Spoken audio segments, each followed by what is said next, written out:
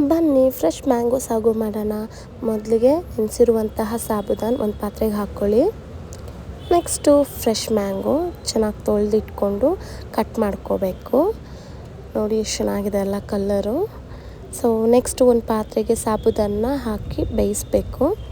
ಸ್ವಲ್ಪ ಕುದಿ ಬರ್ತಿದೆ, ಬೇಯ್ತಾ ಇದೆ ಅದು. ನೆಕ್ಸ್ಟು ಒಂದು ಜಾರಿಗೆ ಮ್ಯಾಂಗೋ ಕಟ್ ಮಾಡಿರೋ ಮ್ಯಾಂಗೋನೆಲ್ಲ ಹಾಕ್ಕೋಬೇಕು.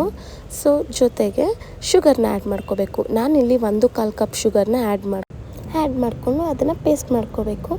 ನೆಕ್ಸ್ಟು ಸಾಬುದಾನ ಒಂದು ಜಲ್ಡಿಗೆ ಶಿಫ್ಟ್ ಮಾಡಿಕೊಂಡು ನೆಕ್ಸ್ಟ್ ಅದನ್ನು ಒಂದು ದೊಡ್ಡ ಪಾತ್ರೆ ತೊಗೊಂಡು ಅದು ಸಾಬುದಾನ ಹಾಕಬೇಕು, ಪೇಸ್ಟ್ ಆಗಿರೋ ಮ್ಯಾಂಗೋ, ಮತ್ತು ಅದಕ್ಕೆ ಮಿಲ್ಕ್ ಮೇಡನ್ನ ಆ್ಯಡ್ ಮಾಡಬೇಕು.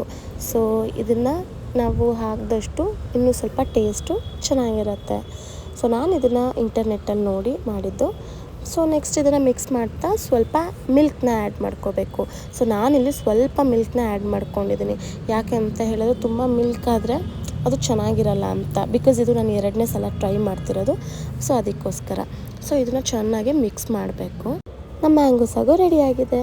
ಇದನ್ನು ಒಂದು ಗ್ಲಾಸಿಗೆ ಸರ್ವ್ ಮಾಡ್ಕೊಳ್ಳೋಣ. ನಾನು ಅದ್ರ ಮೇಲ್ಗಡೆ ಗಾರ್ನಿಷಿಂಗಿಗೆ ಅಂತ ಚಾಪ್ಡ್ ಮ್ಯಾಂಗೋ ಹಾಕಿದ್ದೀನಿ. ಇದನ್ನು ತೊಗೊಂಡು ನಮ್ಮ ಹುಡುಗರಿಗೆ ಕೊಡೋಣ. ಏನು ಹೇಳ್ತಾರೆ ಟೇಸ್ಟ್ ಮಾಡಿ ನೋಡೋಣ ಬನ್ನಿ. ಇವನು ಫಸ್ಟ್ ಬೈಟ್ ತಿಂದ್ಬಿಟ್ಟು ಚೆನ್ನಾಗಿದೆ ಅಕ್ಕ ಅಂತ ಹೇಳ್ದ. ನಾನು ಇದನ್ನು 2ನೇ ಸಲ ಟ್ರೈ ಮಾಡ್ತಿರೋದು. ನೀವು ಟ್ರೈ ಮಾಡಿ.